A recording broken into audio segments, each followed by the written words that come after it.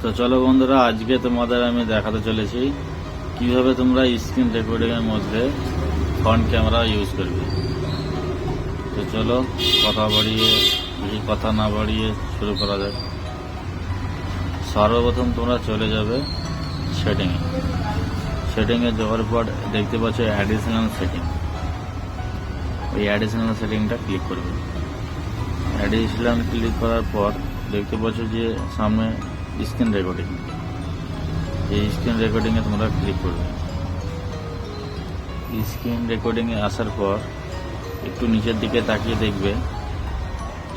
দেখতেই পাচ্ছ এই স্ক্রিন রেকর্ডিংটা তোমরা আমার ওপেন করা আছে। Recording front camera screen recording প্রথম কার্ডটা ক্লিক করবে।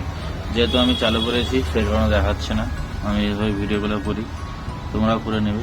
যদি ভালো লাগে অবশ্যই সাবস্ক্রাইবটা করে